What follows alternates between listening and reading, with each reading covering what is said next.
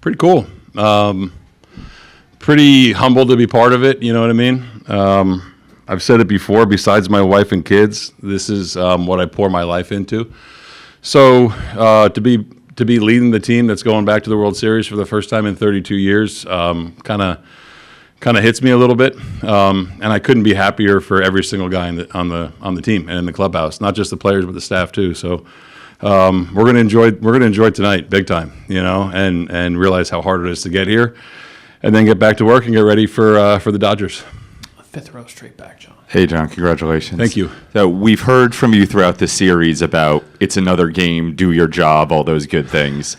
When you're a couple of outs away from elimination and then in the blink of an eye, you're leading in a couple outs away from the World Series, how hard is it to practice what you preach to just keep it steady? Very. I've said before, I try to be purposely deliberate in what I do and what I say every day. I'm sure I was not practicing what I preach by my facial expressions in that moment. But it's really, really an amazing thing to watch these guys navigate situations. Whether it's Barge walking, Izzy grinding out a single, or George being able to slow that moment down, which he's done a million times in his career. So in the moment, really, you're not thinking about it. Honestly, I wasn't thinking about it. I was thinking about, are they going to play the infield in? Are they not? Are we going on contact? Are we not? Who's he bringing in to face who? What are the counter moves? So you kind of get lost in the moment a little bit. But this team, man, it's a special group. Second row, your left, John. Hey, John, I got two questions for you. First of all, congratulations. Thank you. First question, when George Springer connected on that home run, what was running through your head? I didn't really know. You know what I mean? Before the game, I said there's always someone that's going to have a moment, right? In a Game 7, winner take all game. They had a couple, from their big name guys between Julio, Cal, and Josh. So you never really know. So in the moment, I've seen Georgie hit some homers, and I was just hoping that he got enough of it. And when he did, you kind of look around and you see players and coaches reacting the way they did. Kind of surreal in the moment when you're witnessing a historic swing for the organization. You know what I mean? And then you try to get back. I remember going right to Pete and just making sure, Chris is still the guy no matter what for the 8th inning. So you kind of get back into manager mode. On that note, Gausman and Bassett came out of the bullpen. It's awesome. What's it say about this team that you have two guys who are typically historically starters stepping up like that? Just gutsy. You know what I mean? I think that I try to learn from every experience that you've been through, and Game 7 is a whole different animal where things get a little bit quirky, And I said it to you guys before the game. There comes a time where you just trust people and you just trust guys that have been there, right? So for Kev to come out of the bullpen for the first time all year, and I intentionally walked Cal, and I thought he did a good job of working around Naylor to go to Polanco, who he's handled well. It's just cool to see guys that you trust go out there and have success. Chris's curveball to Gino, man, 3-2. It's a ballsy pitch, and that's who Chris is. So to see his reaction was really fulfilling. And then Hoff punched out the side, man. It was awesome. One row behind the last. I'm wondering from this past Friday and to next Friday, obviously you mentioned it's been an emotional roller coaster. Yeah. How did you manage your emotions since Friday, and how do you plan to manage your emotions until Friday? I think from that point, you rely on people you trust around you, right? If you're not learning, you're falling behind. And if you're not counting on people who support you, you're going to get lost, So I think leaning on Pete, DeMarlo, Donnie, Ross, even having conversations with him, and then going home and hearing my wife talk about it too, and my boys, you know what I mean? Like, hey, don't be afraid to trust your gut, and don't be afraid to just be who you are, because you're here for a reason. It gives you a little bit of a exhale, you know what I mean? And then to come see these guys every day, it's hard.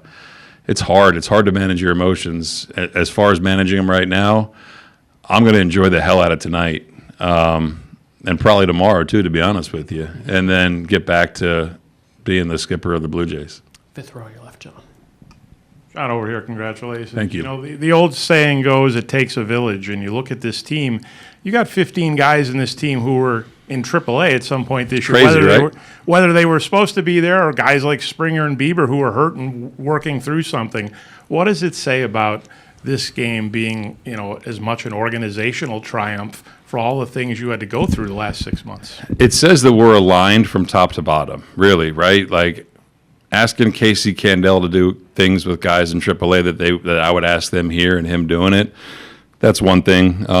You can look at the guys that are celebrating in here, and they've all helped us win. And there's guys that aren't here that have helped us win, you know. So that part is really fulfilling. You know, there's some role players. There's some guys that got valuable experience last year in a down year that has paid off this year big time. So you never know where the game's going to take you. You know, you never know when you're going to acquire Shane Bieber. You never know when you're going to acquire Max Scherzer.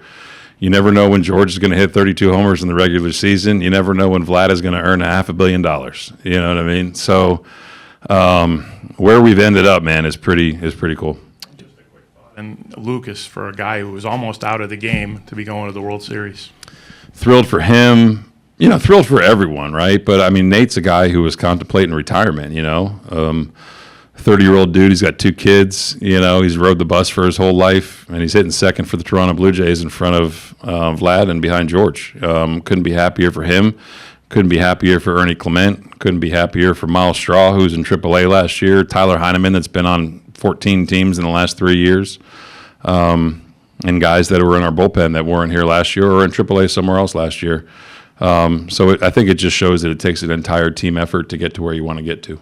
Do a few last ones up front on your left, Ian. John, congratulations. Thank you. I know you haven't had a lot of time to absorb this yet, but you look at the postseason history of the Dodgers, their reputation around the game.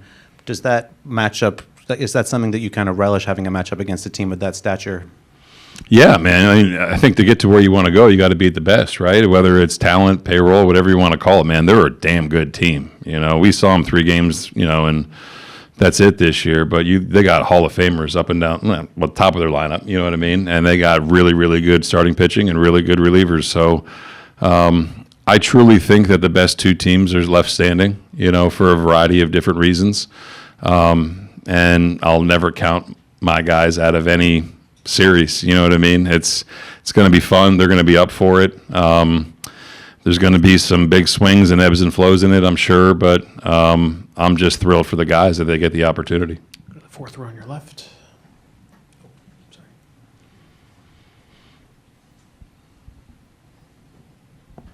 Congratulations, John. Thank you. How does it feel to have a whole country behind you?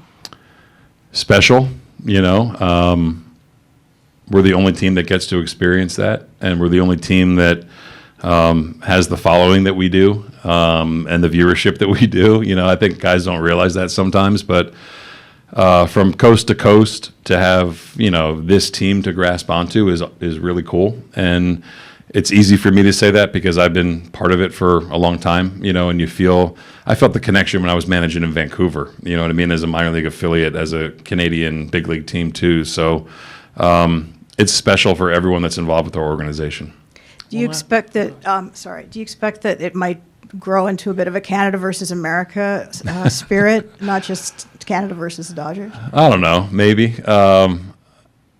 We'll see, but I know it'll be the Blue Jays versus the Dodgers. That's kind of how we're going to look at it, knowing that we have a whole country behind us. But I'm not quite sure how that'll unfold, but I know that these guys in there know that they're representing the country too.